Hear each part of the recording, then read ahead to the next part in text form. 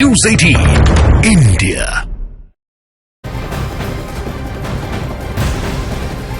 और इस वक्त की एक बड़ी खबर आपको बता दें, संदेश खाली हिंसा मामले में पहली बड़ी गिरफ्तारी हो गई है। पश्चिम बंगाल के उत्तर 24 परगना जिले के संदेश खाली हिंसा में शामिल टीएमसी नेता शिबू हाजरा को पुलिस ने गिरफ्तार कर लिया है। संदेश खाली में महिलाओं ने शिबू हाजरा पर यौन उत्पीड़न के आरोप लगाए थे। संदेश खाली हिंसा के मामले में यह पहली और बहुत बड़ी गिरफ्तारी है। शिबू हाजरा को संदेश खाली हिंसा के मास्टरमाइंड शाहजहां शेख का बहुत करीबी माना जाता है। इसी लिहाज से ये बड़ी खबर है। संदेश खाली हिंसा मामले में पहली बड़ी गिरफ्तारी मानी जा रही है। शिबू हाजरा को आज शाम में हम लोग नजाट पीएस एरिया से अरेस्ट किए। अब तक शिबू को लेके 18 लोग अरेस्ट हुए हैं और बाकी जो केसेस हैं, जो भी कंप्लेंट्स हमें मिल रहे हैं, उसकी इन्वेस्टिगेशन चल रहा है। जैसे जैसे प्रोग्रेस होगा वैसे हम अपडेट देते रहेंगे। तो शिबू हाजरा की गिरफ्तारी हो चुकी है, लेकिन गिरफ्तारी पर टीएमसी नेता कुणाल घोष ने कहा कि शिबू हाजरा की गिरफ्तारी का मतलब ये नहीं है कि रेप मोलेस्टेशन का आरोप सही है। संदेश खाली में शिबू हाजरा अरेस्टेड हुआ है। पुलिस एडमिनिस्ट्रेशन सरकार वो राज धर्म का पालन कर रहा है, वही चल रहा है। ये अरेस्ट का मतलब ये नहीं है जो झूठा इल्जाम अभी चल रहा है वो लगातार रेप मोलेस्टेशन के बारे में एक अरेस्ट ये नहीं प्रूव करता वो एलिगेशन सच है। थोड़ा बहुत land dispute, non payment dispute उधर में है, लेकिन ऑपोजिशन जो कह रहे हैं वो ठीक नहीं है। अभी दूध का दूध, पानी का पानी सब हो जाएगा। संदेश खाली को लेकर एक और ब्रेकिंग न्यूज है। बीजेपी के 6 सदस्यों के दल को संदेश खाली जाने से रोके जाने पर अब पार्टी ने सुप्रीम कोर्ट जाने की तैयारी कर ली है। बीजेपी राष्ट्रपति से भी मुलाकात करने वाली है।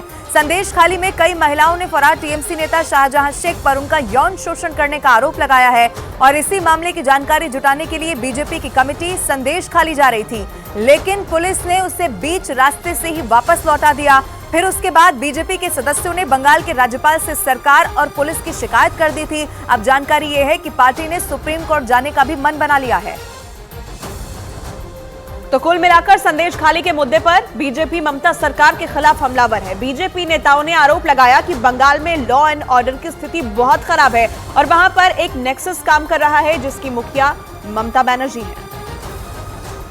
बनर्जी से ये संभाला नहीं जाता तो ममता बनर्जी एक बार अगर बोलेंगे कि उनसे संभाला नहीं जा रहा है तो होम मिनिस्ट्री उनको पूरी तरह से सहायता करने के लिए तैयार है।